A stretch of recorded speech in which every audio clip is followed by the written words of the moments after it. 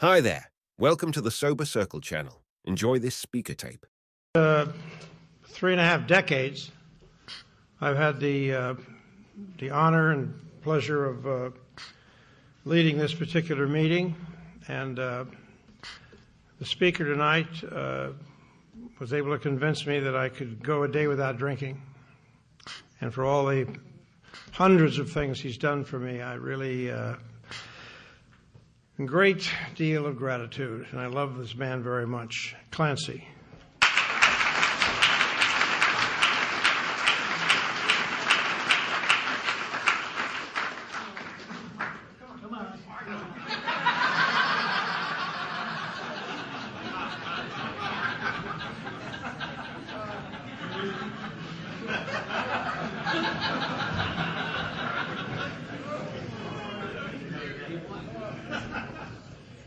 My name is Clancy Imisland, and I'm an alcoholic. I'm very glad to be here. I want to, in kind of an honor of my dear friend and baby Tom, let me just take a moment.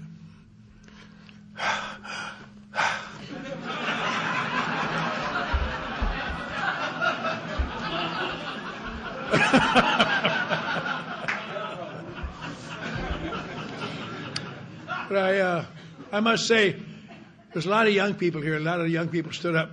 And there's always some old people in the meeting, some young people like John and I and Tom. We get up every morning and read the obits and see if we made it. I had a special thrill the other day. I was reading the magazine because I was in World War II as a young man, and they tell me that now something over 1,500 World War II veterans die every day. So, treat me with love. But that's the incongruity of AA, because it's a strange place, There's some old guy will get up there and say, I stayed drunk around the clock for 40 years. As if to say to the little snots in the front row, I've been around longer than you've been alive. And they don't know the little snots are thinking, you can't be much of an alcoholic if you lasted 40 years, you old son of a bitch. And it turns out it isn't how long you drank, it has nothing to do with it. It's something that makes an alcoholic, is something none of us seem to know very easily. It takes a hard time to find out. If you don't find it out, AA doesn't make sense. I came to my first AA meeting a great many years ago, and I was just out of the University of Wisconsin. I was back from being in the war. In the war, I'd learned to drink a little bit, and I loved drinking. I did very great in college and drank a lot, and went out in the world, became a sports writer and drank a lot. But I had one little problem, is that I seemed to drink a little too much sometimes, more than I planned to, and I would act bizarrely. That was the term they used for me. And so somebody said, I suggest I go to Alcoholics Anonymous. So I went to my first AA meeting. I'm sure I felt something like some of the newcomers here, except I was in a town where there's only 8 people sitting around a table, 8 fat old guys. One guy says, what the hell are you doing here? I thought, God, that's a wonderful introduction. I now know why he said it, because I was 22, I looked much younger, and there wasn't anybody in that state under 40 years old in AA. And so it was like some kid 12 years old coming in and saying, I think I'm an alcoholic. Well, do you? I think you have a broken nose. But they let me sit around and listen to them. And it doesn't take long if you're new to know about AA. Easy. Alcoholics are people whose problem is alcohol, obviously, and they drink too much, they get in trouble, and they come to AA and admit their problem is alcohol, which gives them a sense of relief, apparently.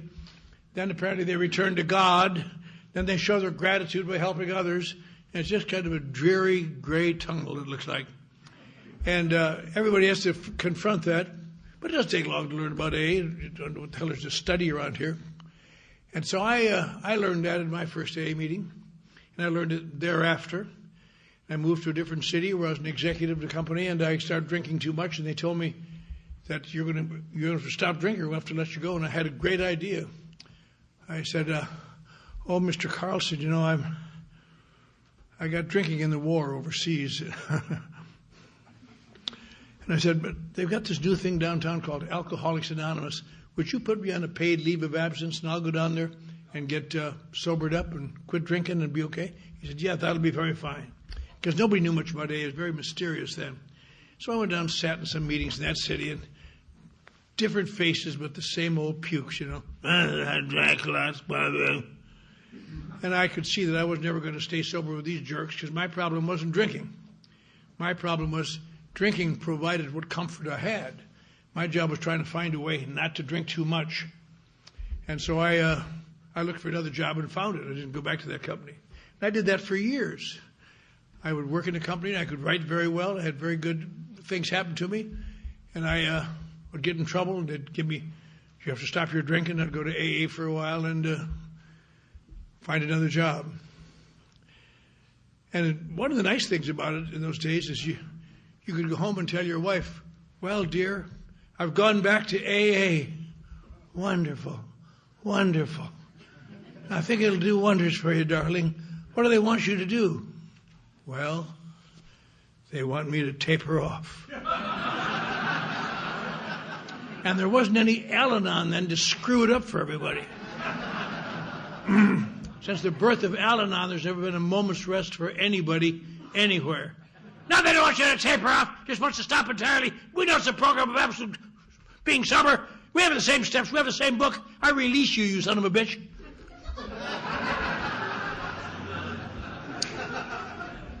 But I did that, and I went to AA, and it's a funny thing, you know, when I first came to AA, I had a sponsor briefly who gave up on me quickly, but he had me read the book, and I read the book Alcoholics Anonymous, as I'm sure somebody would ask you to do, and they said it's a badly written book. It is not a badly written book. It's a dull book, is what it is.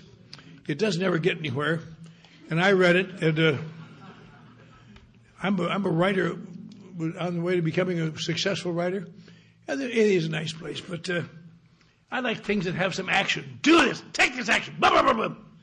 And you read that book, and if you are thorough at this stage of your development,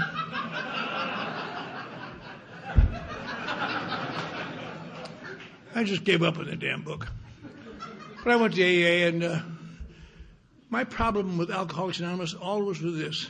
These other people had terrible drinking problems, and they got sober, they felt better. I had a need for alcohol because I was imbalanced somehow inside of me. I needed something to put me in balance and make me feel good. And my problem always was that I couldn't watch it. I thought about that later many years later when I came to AA again and stayed around for a while. And I read the book again, and I read something in there I didn't even recall reading. It really is the story of my life. And if you're new here tonight, it's the story of your life, although you may not even recognize it. At the beginning of chapter 3, there's a page or two that talks a little bit about we alcoholics. And they talk about what we have in common. And you could read right through that and never identify a thing till you stop and think what it's saying. There's one thing in there that seems to embrace alcoholics of our type. And that is somewhere along the line, we all have had to voluntarily or involuntarily accept the obsession that somehow, someday I will control and enjoy my drinking. It says the persistence of this illusion is astonishing. Many pursue it into the gates of insanity and death. Seems, why would that be? But we all do it. And they go on to talk about how we fight the term alcoholic. I suppose the reason I fight the term alcoholic is because not only it's degrading, but that means I can't drink. And I got to find a way to drink a little something to get me over the hump. Yeah. And they talk about another thing that happens, dreadful, occasional brief recoveries, always followed by a worse relapse. And we've all had those little recoveries. I got it together now. I got to remember to eat before I go out. That's it. Which just gives you more to puke later, it turns out. And you keep fighting it, and you reach, there's one delicate little phrase in there that is just peachy. I wish I'd have written it. Reach a stage of pitiful and incomprehensible demoralization.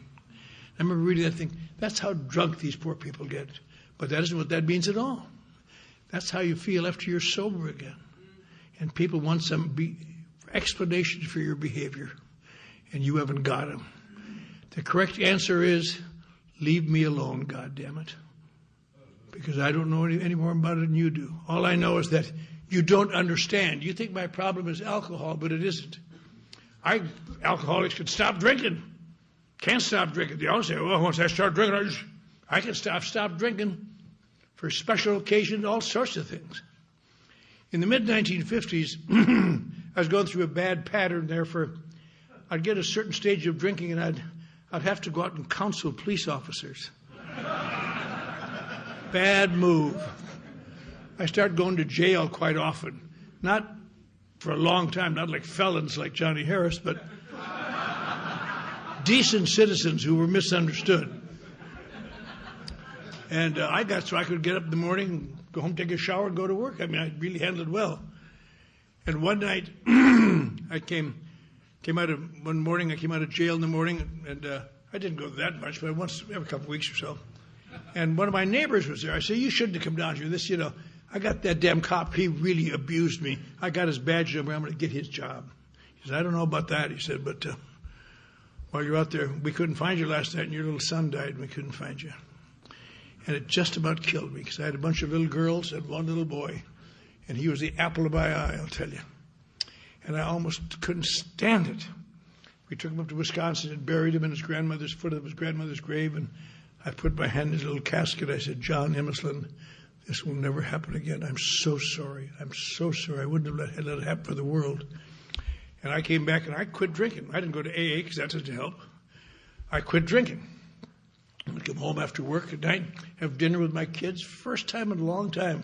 Night after night, I'd go home and eat dinner, and after dinner, we'd work on the homework, or I'd take it for a little ride. Just wonderful. And the one problem I always had with drinking was this. I can always stop. But after a day or two, someone seems to sneak into my bedroom and put an invisible spring in my gut. And the next day, they start to tighten it. And it doesn't come out as, I need drink. It comes out as just a little restlessness, a little irritability, a little tired of the daily sermon of what I did the last time I was drunk. Get off it! Little by little, watching whatever technicolor there is in my life, gray, go back to that gray. And the job gets gray, and the people get gray, and my kids get gray, and it's just my whole life is gray. And I've spent thousands of dollars in psychoanalysis to try to find a way to break that pattern. And I did a lot of things, but I'll tell you how you break that pattern, in case you don't know. Have a drink.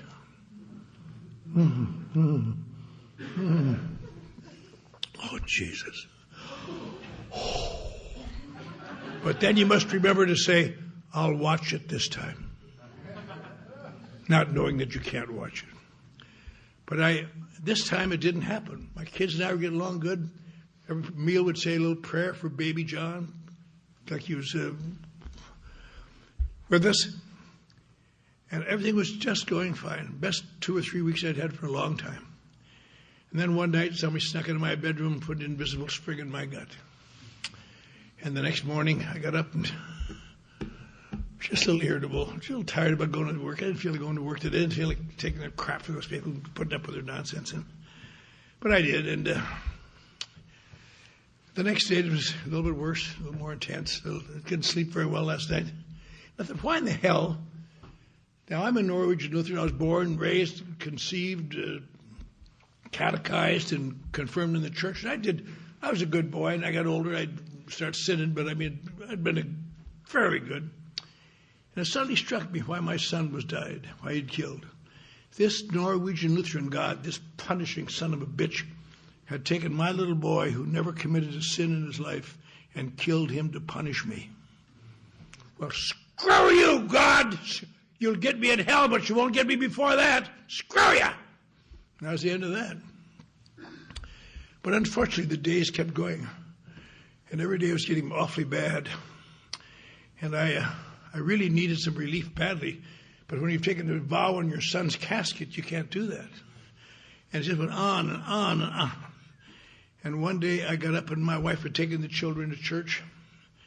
And I just couldn't stand another day of this. And I pulled my car in the garage and hooked up hose in the exhaust pipe and turned the motor and went to sleep and died. Just crazed. Incidentally, that was 54 years ago today. Anniversary time. Can you bring another cake, Tom? Upside down, this one.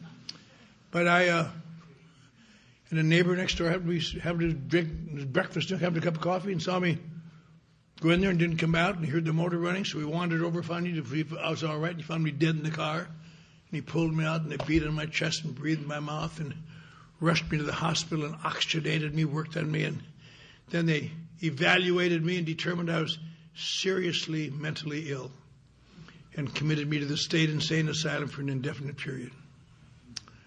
Now that's the go away when I stop drinking, folks. That's no answer in my life. Maybe some people, but not mine. And I went to this nut house in Big Spring. And I was there a couple of weeks. I started to feel better, actually, because, I was protected. I didn't realize it, but there was no pressure on me at all. Protected. The only thing I had a little trouble sleeping. I don't know if you've ever been in a state mental hospital, but every time you just doze off somewhere, you hear, ah! It keeps you alert, I'll tell you. But what saved me, some big boob of a counselor said, better not ever try to escape from here, boy. Escape-proof hospital. I said, oh, is that so? Took me a few days. I found a way to get through a door, down a corridor, through another door, across the yard, and over the fence. And I was gone. And when I got out, I suddenly realized what the guy told me was true. It is true. It's an escape-proof hospital. But you don't know till you get out. I don't know if you've ever been in West Texas, but they can see you running for 3 days out there. You feel like you catch a fool in your white bathrobe. Just.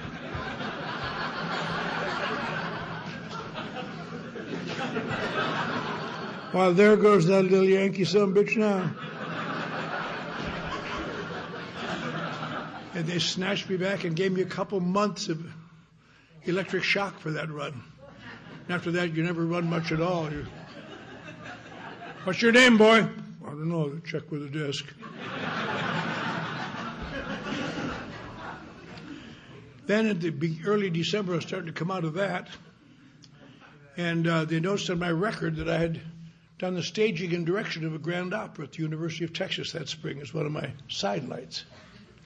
So they asked me if I'd like to direct the Christmas pageant. So I directed the Big Spring Christmas pageant that year.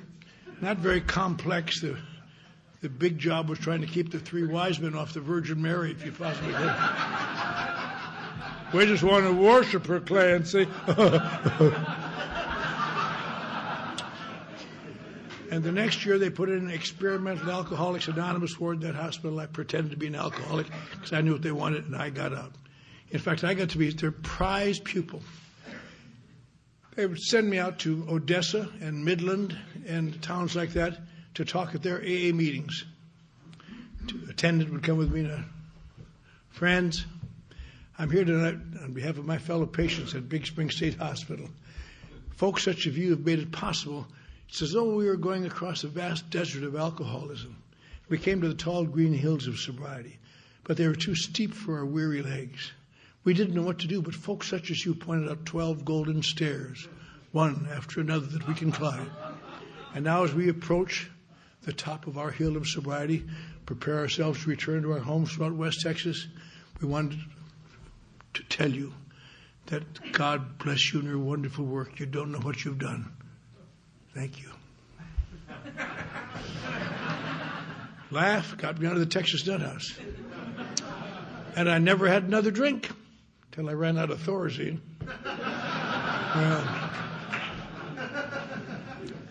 But my problem was I can't stop drinking, and yet I can't continue drinking. That is the great damned if you do and damned if you don't. Try new techniques, eat. In fact, at the end of that chapter 3, there's an interesting, that little section of chapter 3, there's a little paragraph that just nails it. Talks about some of us have tried from one kind of drink to another, from scotch to brandy, say, drinking beer only, taking physical exercise, drinking only natural wines, reading spiritual literature, taking trips, not taking trips, swearing off with or without a solemn, a whole bunch of things. After I was sober a while, I read that again, and I thought, God, I've tried every one of those things except one. I never tried not taking a trip.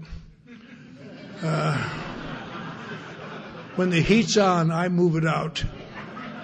Only cowards stay and face the consequences. But it was just on and on. And I came out of that hospital and I convinced people I'd learned my lesson. One of the things, I had to go to an AA meeting once a week, which I did. And I kept taking my medication, so I didn't notice the absence of alcohol very much. You know. I'm not drinking at all.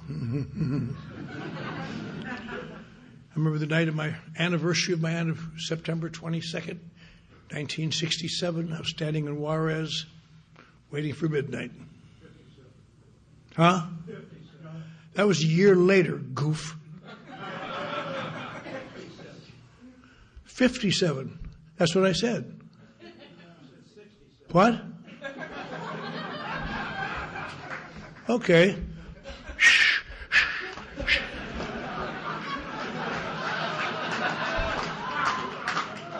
Don't ever argue with the guy that's got the mic. You'll learn that someday, Curly. Anyway, I stood in Juarez and waiting for midnight, 12 o'clock, rum and Coke. Oh, God, that was good. And I went home. I didn't get drunk. And the next morning I realized I was kind of headed whipped now, perhaps. And that afternoon, I had dinner that night, the next night, and had a couple cocktails with dinner.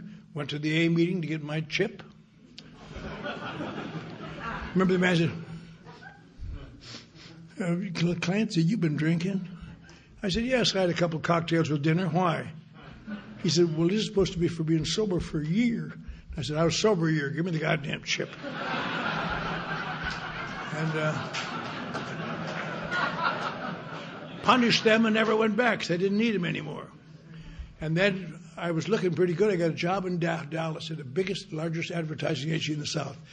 Boy, this is my big chance now. I've learned my lesson. I was working on, if you're old, you remember them, the Elsie and Elmer ads for the Borden Company. And some of the others. And I was under a lot of pressure. I realized I could drink safely now. I would stop and drink, and pretty soon I was drinking more and more, and pretty soon I was drunk, and pretty soon they were calling me in again. And just, I couldn't believe it. I was tried everything. Just so much pressure. And they finally called me one morning and said, you know, Clancy, give me the car keys. We're firing you. You cost us a big account by not showing up where you were supposed to be last night, and you were not to be found anywhere. Turned out later you were drunk somewhere. You've cost us that account.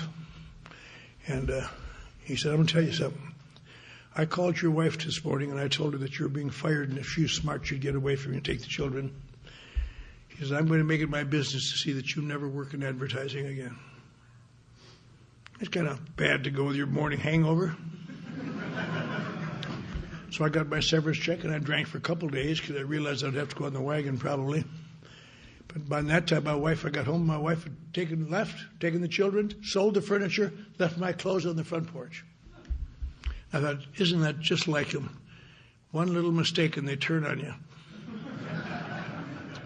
But I knew I had to get out of Texas because I was signed out of the state hospital by my wife. That's the way they did it then. Your family could sign you in, and they could sign you out. I was signed out to my wife. And all she ever had to do was pick up the phone and say, I don't want him anymore, come and get him. And they come and get you. That makes for tough around the house. You know. Are you going to take this garbage out? Yes, I am. So I knew how to get out of town. I had no car. A guy told me a couple weeks before that he was trying to get a car moved to Los Angeles. Did I know anybody that would drive a car for him? I said, no, I don't think so. But that morning I did. Yes, I do. And I said, I'll drive it out. He said, well, how about your big job? I said, I quit them. I don't like them. They're all phonies. And I got in the car, and the first night I got as far as El Paso, where I was big in Juarez, stood in the bar of the Chinese Palace drinking interminable amounts of rum and singing my little song, Yo soy el maestro de los locos en Chihuahua. And all my fans going, gringo, gringo. I got up the next morning, got hungover. I drove, got as far as Phoenix, and got drunk. I thought, I got to watch this car now. I don't know anybody here, and I hid it. And I never did find it. I haven't found it yet. All my money, all my clothes, everything in that car. And I was just desperate. I was looking for it all. Where's my car? Some guy says, why don't you just knock it off today? I can't find it. Help me. I'm not going to help you. Come on, for Christ's sake. Turned out to be a plainclothes cop. Threw me in jail. Said he's going to cool me off. In that 130-degree jail, you really cool off in there. And I woke up in the middle of the night so sick. Oh, God, I was sick. Oh, I had to throw up. I went to the toilet and threw. Turned out it was somebody's bed, actually, is what it was. There was no one in it. How would I know? So then I did what I'm sure many of us have done. Lay down and put your cheek on the cool tile. And, oh, God, that feels good. And go to sleep. This guy came back from wherever he was, found his bed full of vomit, and this drunken fool lay there. You damn fool! You kicked me! I don't suppose he meant to do it, but he kicked my front teeth out. And that was one of the few mornings in my life that I was really glad I'd spent all those thousands of dollars in psychoanalysis. I was almost instantly able to identify his problem. I remember thinking, this son of a bitch is overreacting. But I didn't want to say anything to make trouble. And that morning, they released me out of the Phoenix jail, just overnight again, sick, covered with vomit and blood. But I learned one thing. All these years I've been going to AA, I learned one thing. Whenever you get to a point where you look so bad and smell so bad and nobody wants to see you, there's one place you're always welcome. Go to an AA club. The worse you look, the better they like it. This one's mine, Jim. So I found where the AA club was on North 3rd Street. It's called the Arid Club. Certainly was. And I walked over there so sick, and I sat by the door. I figured somebody offered me some money or offered to help me or something. Stepped around me. And I saw some old lady trying to get up her courage to be kind to me. And I thought, such a poor old lady. I'll give her a pass. So she came over and said, young man. I said, yes, ma'am. She said, are you sick? I said, yes, I certainly am, ma'am. She said, it was so wonderful to see you younger folks getting here before you've had to go all the way. Well, you old bitch. I didn't say that, but it cost her $20. And I ran downtown, caught a bus to Los Angeles, and hit Los Angeles, sick, desperate, maybe $1 in my pocket. I knew one guy here, a guy named Ted Quillen, who was the chief star at KFWB at that time. They were the #1 station. And I called and said, Ted, I'd given him his start years before. I said, Ted, I've had a terrible car accident. Could you possibly help me? He said, yeah, of course I can. Can you drive out here? I have no car. I've smashed my car. So Tom drove me out to take the bus from downtown out to Hollywood Boulevard. He says, come in and see me. You poor guy. And I went in, finally got there and went to KFW, and just terrible, grubby, smelly. And I remember he saw me and said, oh, my God, Clancy. Oh, my God, I'm so sorry. And he peeled off a pretty good wad of money for me. I said, Jesus, thanks, Ted. I'll get a check pretty soon. I'll pay you back. And I got a little room, and I drank for a while and had some fun. Went out to the beach, did this and that for a while. I don't know how long. And one day I ran out of money. I called him up. I said, Ted, I'm really sick. Could you let me have a few? My check didn't come. He said, I called Dallas, Clancy, and you haven't had a car accident. You're a bum. Everybody knows you're a bum now. They all say, stay away from you. I said, Jesus said, for old time's sake, please, for Christ's sake. Okay. So you come to the back of the station tonight. Not the front, the back. Come in the alley. At 9 o'clock, I'll come on the fire escape. If you're there, I'll see what I can do. So I was out there at 8:30. The rain. He came on. He said, you make me sick. Stay away from here. He threw a $5 bill that floated down to a mud puddle, and I crawled out, got it, and thought, boy, I really outsmarted him. And the next night, I went to sleep in an all-night theater on Skid Row. I don't know if any of you have ever been in all-night theaters on Skid Row, but they don't run all night, for one thing. They run until 5 o'clock in the morning. And they only cost about 2 bits because they're designed for people, bums, to go in and sleep all night. At 5 in the morning, they roust you out and mop it down and open it up again. Remember that morning? Okay, all you bums out. I felt, where do we? Outside in the rain. I thought, my God, what am I going to do? I'm going to die. What am I going to do? Some guy said, you want to sell a pint of blood for $4? I said, Christ, yes. So he took us up about 8 blocks and to a blood bank. There was a group of men out in front. Turned out, I found out later, they were there every morning, different guys, but they're all so sick. They're all going like, oh God, just a crowd of people going like this. And from the distance, it looked like they're dancing. They used to call it the dance hall. You know, all these poor old guys. We stood in line, and they let me in. They finally guys said, took a drop of blood in my urine, so you don't have enough iron in your blood to sell a pint of blood, kid. I said, Jesus, you got to help me. I'm sick. It's down here about 4 blocks or something called the Midnight Mission. Go down there, maybe you can get some breakfast. All right. Away I went to the Midnight Mission. Oh, God, I'm glad to be out of the rain. I'd like some breakfast, please. Guys, you just missed it. We just got done serving. I said, well, find me one more munch. I'm so sick. I don't know if I can go on much further. He said, I told you we were done serving. Come by at lunch. We'll give you something to eat. I said, grandmother, I said, I need something now.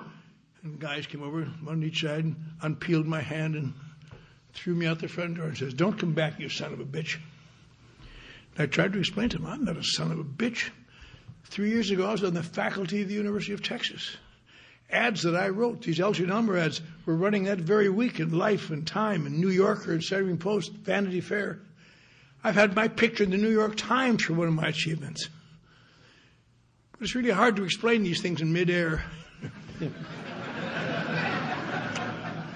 I stood outside of that mission on a cold, rainy morning, and I had a terrible feeling. I didn't know what the feeling was. I know what it is now because I've seen it happen to others. You get the sudden knowledge there's no friendly direction. It's all foreign. Nobody cares anymore. Nobody wants to put your crap. And if some old guy at the company that morning said, you know, Slim, you're dying. You're down to 120-some pounds. You've lost your wife and children. Never see them again. You've lost your career. They used to call you a boy genius. You can't even get a job washing dishes. Look at you. You're a mess. You've lost all your money, all your clothes. Isn't that damn car in Phoenix that you lost? Your little mother up in Wisconsin is no longer allowed to accept phone calls from you because your stepfather is so tired of watching you play on your emotions. So she'll go down into her little tiny bank account and take out a few more dollars and send it to her little boy. You'd rather have her think you're dead than the way you are.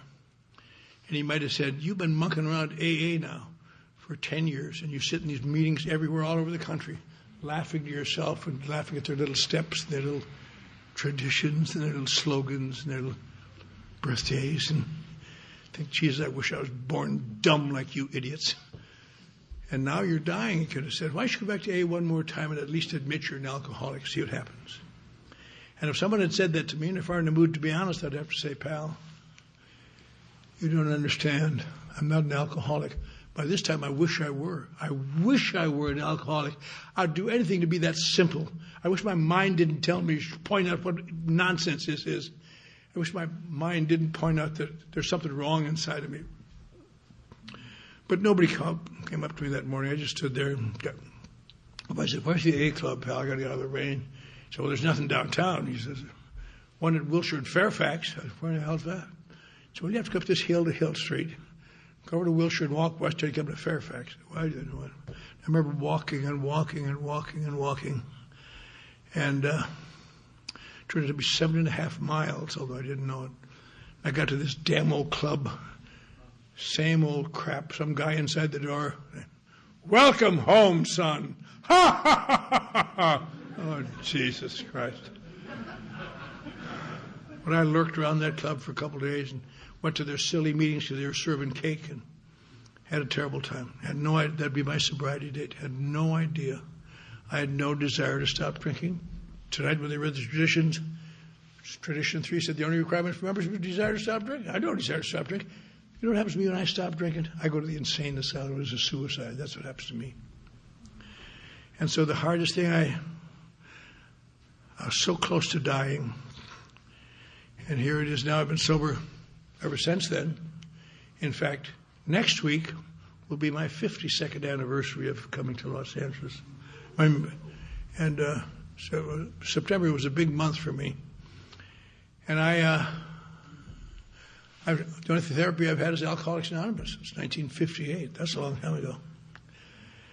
And you wonder, how could that be? I'll tell you, let me put it basically what it is, quickly, then I'll tell you why. Because a man got a hold of me who eventually got me to listen to him because I had some respect for him. But over a period of time, I learned that everything I knew about AA was false. Alcoholics are not people who's got an alcohol problem. You don't come to AA and feel better by admitting you're an alcoholic. You never return to God if you don't want to. You don't show your gratitude by helping others. Every one of those tenets, they sound right, and they're almost right, but they're false. And I had come to learn to disbelieve them. First of all, what do you mean an alcoholic is not a person whose problem is alcohol? My sponsor was very brutal with me about that. We saw a guy at a meeting who said that he didn't work the steps because he stopped drinking. That was enough for him. He went over to him and offered to keep him out of AA. You shouldn't be in AA. People like you. And on the way home, I said, why did you give that guy hell, Bob? Because he said his problem was alcohol. I said, Bob, I don't want to break it into you, but that's what AA is for. People with alcohol problems. People with alcohol problems shouldn't be in AA. I said, where should they be, Bob? He said, they should be wherever they want to be. I'll tell you what they do. They stop drinking, they clean up their act, and when they're offered a drink, say no thank you. I said, that's silly, Bob. I've tried that 100 times over the last 10 years. He said, maybe that's because your problem isn't alcohol. I said, what do you think my problem is, Bob? He said, it's something that sounds like alcohol, and it fools a lot of people, young and old. Something called alcoholism. I said, oh, Jesus, Bob. Don't play word games with me. I look terrible, and I'm smarter than you'd believe. Alcoholism, hooray, I'm cured. Shut up, he explained. And he gave me about a 3-hour harangue, most of which I was able to blot out before I went insane. But somewhere in the middle of it, I heard something that, in looking back, subconsciously began to change my life, although I never knew it then and didn't know it for a while. He said, alcoholic people stop drinking, and they quit, and they take care of themselves. In this strange thing called alcoholism, which unfortunately for you and me looks almost exactly the same to the naked eye, and our mind sometimes tells us it's the same, but it isn't. This mind-consuming, perception-distorting, bodily-eroding thing called alcoholism. You'll discover that stopping drinking and cleaning up your act has no significant long-term effect on your life other than to make it gradually so uncomfortable you can't stand it. I said, Jesus, Bob, I never heard anybody say that before. They said, get and drink, and they said, stopping drinking was the answer. Nah, stopping drinking is not at all. Stopping drinking is the doorway. If all you do is stop drinking, you're always guaranteed you're going to drink again. I said, Bob, one thing I don't understand, why do these alcoholics, because I explained to them I wasn't an alcoholic, why do these alcoholics drink all the time? If it's doing such terrible things to them, and they just killing them, why would they drink? He said, kid, alcoholics don't drink alcohol because it's doing terrible things to them. You don't seem to know me very much. He said, now you say you've been around AA 10 years. Do you know that alcoholics are people who get an unnatural reaction to alcohol? Yes, I do, Bob.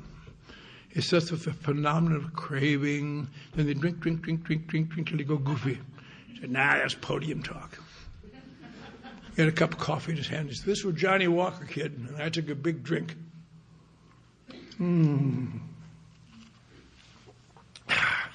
The effect would be it would almost instantly alter my perception of reality.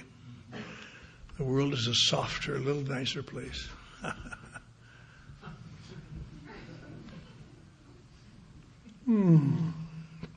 Another big drink or two. It begins to change my relationships to the world around me. Hi there.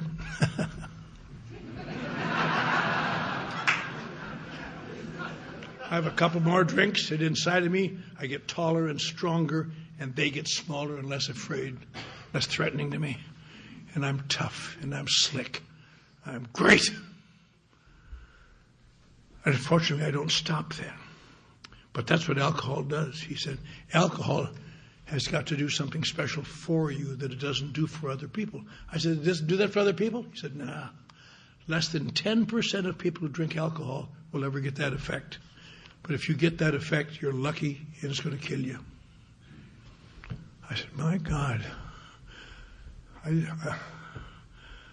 said, Jesus, Bob, you say it changes your perception of reality and makes you get along with better with people, and you're strong and tough. What's wrong with that? He said, because it is not really happening, you asshole. Well, there's no way to talk to a newcomer, I'll tell you that. But I said, okay, I understand that, Bob. But now, last night at the meeting, there was a girl who'd been sober, and she got up and said she got drunk again. Why would she get drunk again? He said, that's the other part of the disease, kid. And he had a theory that I thought was stupid, but I heard a tape of it years later, and I thought, right on. When people are born and raised, you grow up.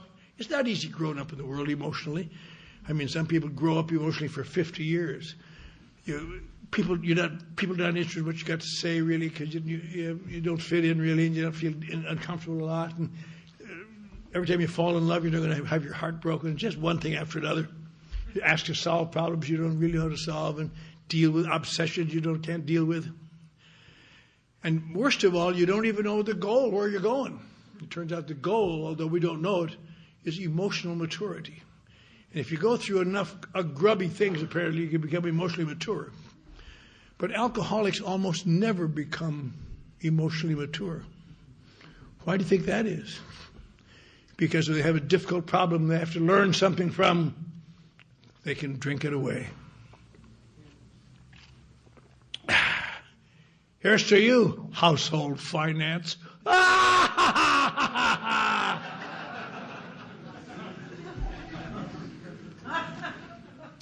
Here's to you, bitch, I never liked you anyway.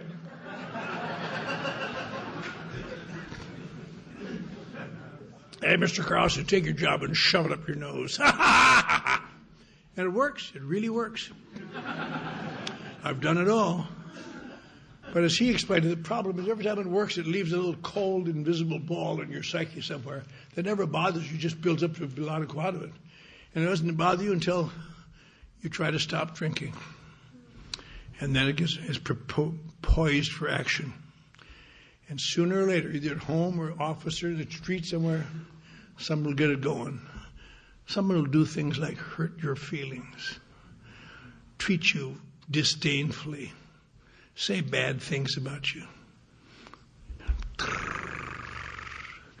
used to always happen to me on a job.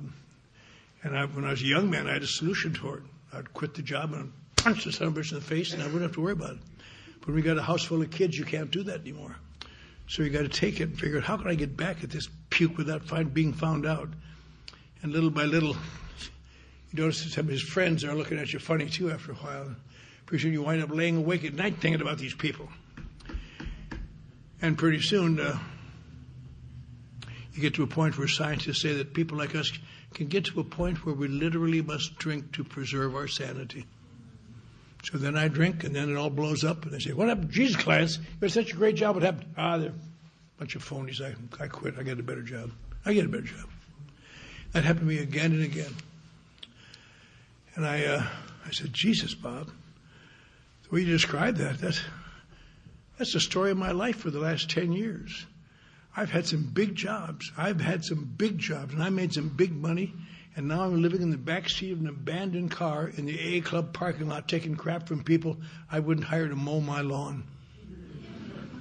He says, there's a name for people like you, kid. I thought, uh-oh. What could that be, Bob? He said, you're an alcoholic. I said, an alcoholic? How could I be an alcoholic? My problem isn't really alcohol. He said, alcoholics aren't people whose problem is alcohol. Alcoholics are people whose answer is alcohol. I mean, now, December of 1958, I was sober about 6 weeks. And I didn't notice any significant change in my life for a while after that. But it relieved me of one great fear. I always had a part of my head was the fear, maybe I'm secretly insane. Maybe I'm going to be goofy my whole life. And then I began to think, maybe there's a name for this whole condition. Maybe it's a pattern. Maybe what he says is right. And so I stayed sober, and he got me to get little jobs. Pretty soon I came along, and I, one by one, took the steps and so on. And I eventually stayed sober. But I discovered one thing. If my problem is alcohol, I don't need AA. What I need AA for, if I got alcoholism, then there's no place else you're going to get it. But are you supposed to get a sense of relief when you come to AA and say you're an alcoholic? Maybe for 20 minutes or so. But reality creeps right back in there. That's not the point of AA, to admit you're an alcoholic. Well, certainly then you return to God. And my sponsor said, kids, by the time we get on the steps, I said, Bob, I know you mean well, but I cannot return to God. I just can't. I have reasons of my own that are deeper than I can tell you. He says, nothing in AA says you got to return to God. Oh, to a power greater than myself, Bob. Does that fool the other children? Does it fool me? I know what the hell they're talking about. He says, nothing in AA ever asks you to return to anything because you're coming out of sickness. Read what it says out there on the wall. Came to believe. Came to believe. Can't you come to believe in a loving God? I said, no, I can't. He said, can't you believe in AA? I said, I like it better than I used to, but not much. He says, you think I'm doing better than you are? Of course you are, Bob. I said, congratulations. I'm your new higher power. And I could accept that because I believe he was trying to help me. But the thing to remember about that, I'm just going to talk a little bit about the first 3 steps then to stop. But those first 3 steps have kept more people out of AA than anything I know. That idea that you're an alcoholic if you drink too much and you're going to return to God. The second step says I have to come to find a power. And that's what you have to do too if you're new. You don't have to know even what the power is. You just have to believe one must exist here because these people didn't all stay sober to be here so they could fool you when you finally came around. They found a power. Some people find varies. Just have to believe there's a power here. The second step, that's all. Will do what? Restore me to sanity. What the hell does that mean? You could read 10 books on mental health and get 10 different definitions of sanity. Oddly enough, insanity is easy to define. When the human brain is under sufficient intense pressure, conflict, can't find a solution, in order to maintain its neural integrity, it will alter its perception of reality. That is called psychosis. And if you become psychotic, you usually stay psychotic. You don't go back and forth. But what psychosis is your absolute defense against.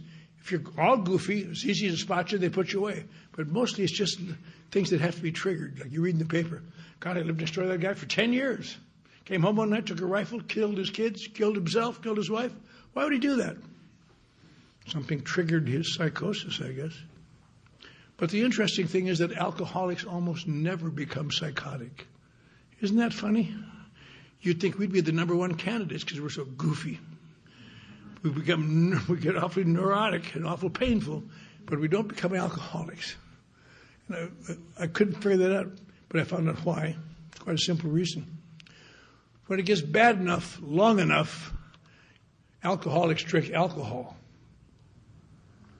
And its number 1 help is to alter my perception of reality.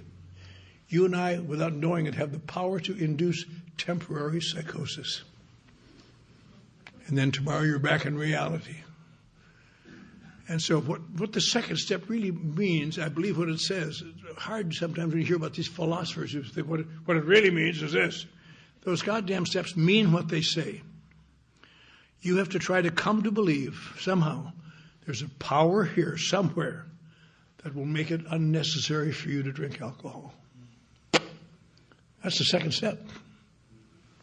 And the last step is a little more difficult. Made your decision to turn your will and your life over to the care of God. As you understand, I would not do that. My sponsor wanted me to write an inventory. I said, I wrote to my inventory with the psychiatrist. She said, well, you got to do it again. I said, I know I'd like to believe you, Bob, but I can't turn my will and life over to God. That doesn't work. And I was feeling very bad. And one night, I was sitting up late in the club having a cup of coffee. And my pencil went across the paper, and I found myself writing the third step. I am going to try to do what Bob says, which became probably one of the more successful third steps anybody ever did, because it got me doing things that I never would have done otherwise. And eventually I came to believe in different things in AA and its people and situations, promises, its book, it's everything. But the big thing to remember out of that is that I could have died in my disbelief of God. You don't have to return to God if you've got a bad thing there. You just have to find a power greater than yourself. And the last thing I had to find out was that now I'm sober for a while and I'll show my gratitude by helping others. False. One of the great lessons you learn in AA is you get gratitude by helping others. You help others when you feel crappy and don't like anything.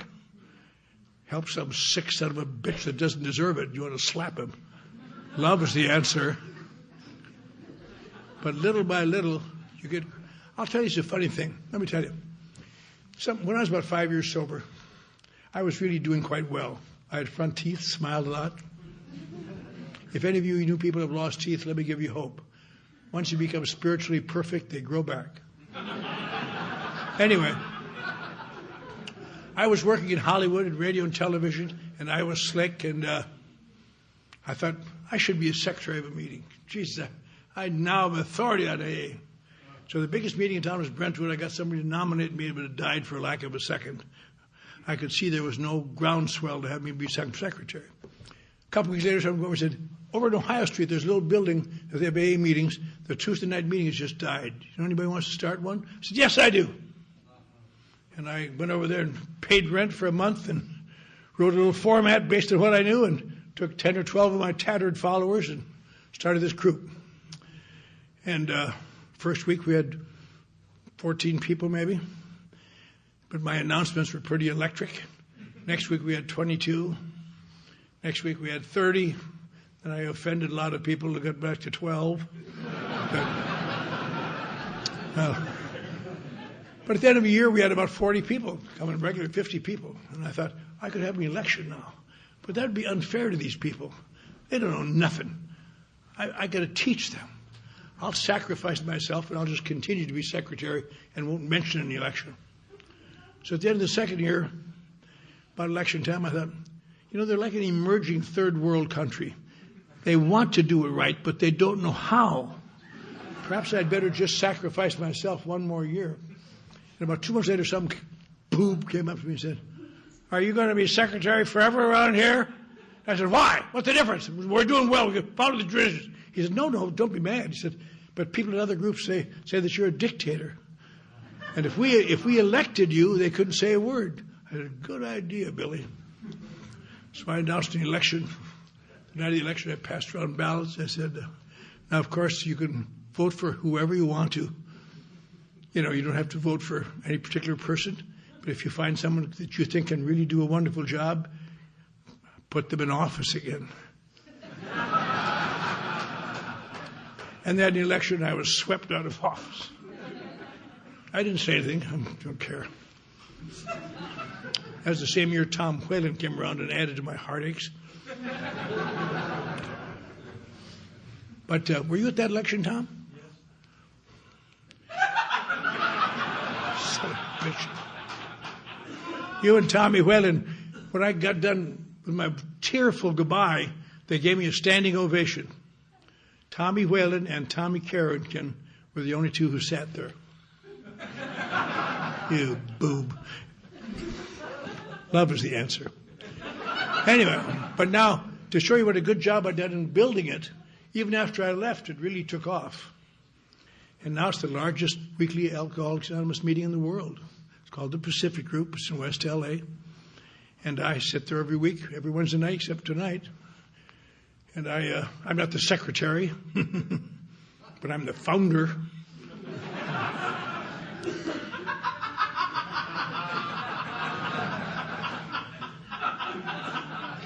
Nobody pays any attention, but it makes me feel good. And after the meeting, somebody would bring a newcomer up and say, this is Clancy. He founded the meeting. He travels all over the world speaking. And he's been sober over 50 years. And the newcomer said, oh. I said, welcome. I hope you brought your problems tonight. Many folks leave them here.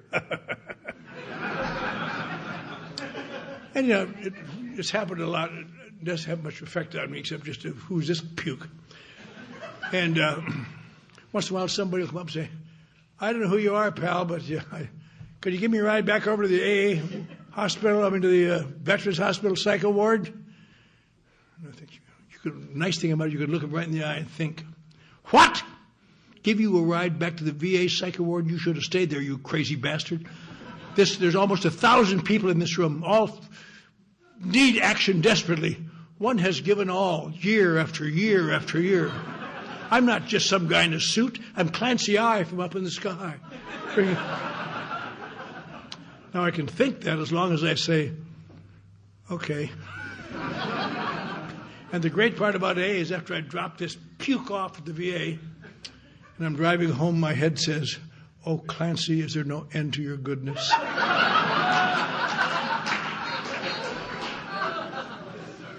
Every time I help somebody, I feel better. That's why I help people. I don't help them to help them. I help them because it helps me. That's why in our book it specifically says, when all else fails, try to help another alcoholic. Get that sick mind off yourself. You got to do that. But isn't that an interesting thing? All the things I knew about AA sound so right.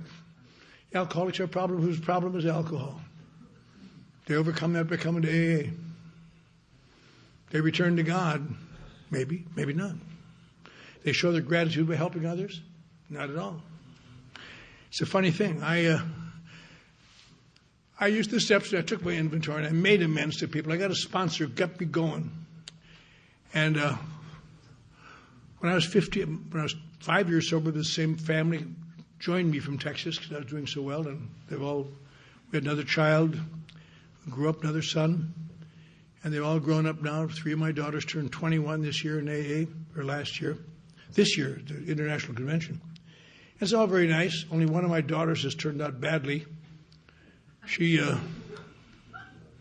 become a judge. A few years ago, she came home for Christmas and said, Daddy, remember when we were little girls, you used to get so mad at us and holler at us? I said, sure, darling. You'd send us to our room? Yeah. She said, when you come to Albuquerque, I'm going to send you to a little room. I'm not going to Albuquerque. But I eventually worked in radio and television again, and I became quite successful. When I was 15 years sober, I was a marketing director in Beverly Hills, doing great. And I had discovered one thing, which may be the most important thing I got to say tonight. The purpose of Alcoholics Anonymous. I used to think it's to get drier and drier and drier. If that were true, I'd burst into flame up here. The purpose of AA, and I believe this implicitly, is to very slowly do what alcohol did fast. To change my perception of reality and make it a friendly place. To change my relationship to people so I live with some degree of dignity. To grow enough in self-confidence so a glance or a chance remark doesn't destroy me. To live with some degree of hope and understanding. That's a great thing. And there's only one thing wrong with that. It sometimes catches you off guard. When I was 15 years sober, I went through a little spell of that, and I felt good. My kids were doing well. I was doing well. I'd just been at the University of Wisconsin, named their Alumnus of the Year, and went back and spoke at commencement. Just wonderful. And one day I found myself swept away by this hideous feeling. I left my job in Beverly Hills. And for the last 36 years, I've run the Midnight Mission on Skid Row, the place that threw me out in 1958. And people say, why would you give up your great career to run that mission? And there's no good answer to that. Well, it was such a significant decrease in salary, I couldn't pass it up. But this morning, I did something I'm sure none of you did. I live out by the ocean in L.A., big house, big yard. Every Saturday, 125 babies play ball in my backyard, and I'm on the road somewhere. But I got my house, and got Highway 10 and down through Beverly Hills, down to Skid Row, this ravaged area downtown, parked underneath the building, went inside. First, I took a walk around the buildings I do every morning to see who's still alive and who's dying and who's new and who's not going to make it. And Sometimes you find yourself stepping over the bodies of men, women, and children dying from alcoholism and drug addiction and insanity and abandonment. And we spend all day today on various aspects of how we can get these poor bastards to acknowledge there's a problem, that'll do something, want to be willing to do something about it. It's very, very difficult to get through it on Skid Row. I'll tell you it is. But once again, we get some. Last week we had a one-year birthday from the Pacific Group, a guy from Skid Row. And then I had lunch with my friends, Johnny and my friends, and came down here tonight and had dinner with my friend Tom and his lovely wife, and we laughed and talked about things. And I came to the meeting. I'm going to go home now and go to bed and get up early in the morning and do it again. It doesn't sound like a very exciting life for me, but it's a very good life. Because somehow along the way, all of you new people, I understand your doubts and feelings of different. You never had them as bad as I did or even any worse, because I had them. And I knew that it couldn't work for me. That's why it's such an unusual thing to stand up here and say, this stuff that I already knew about 50 years ago wasn't worth the crap, has saved my life, because I allowed someone to direct me how to take the actions. But the great, we have a circle and a triangle. And if you look inside of that, you see all kinds of mishmash. There's traditions and steps and meetings and books and people and sponsors and faculty. So if you turn it upside down, at least you get the point at the bottom. You still see all that mush in there when you're new. But at the bottom, there's a little point. And that point is absolutely as true tonight in Laguna Beach as it was July 10th, 1935, when these two guys started AA in Akron, Ohio. Here's what Alcoholics Anonymous is. It isn't what you think it is. It is one alcoholic talking to another alcoholic to help him reduce his feelings of difference, at least enough, so that he will begin to take actions he does not yet believe in. Almost impossible, but if that happens, the miracle starts. And people like you and I can live in the world. And I can come down here and take great pleasure in telling you how I feel. Here's how I feel. I'm glad to be safe and sane and sober. Thank you.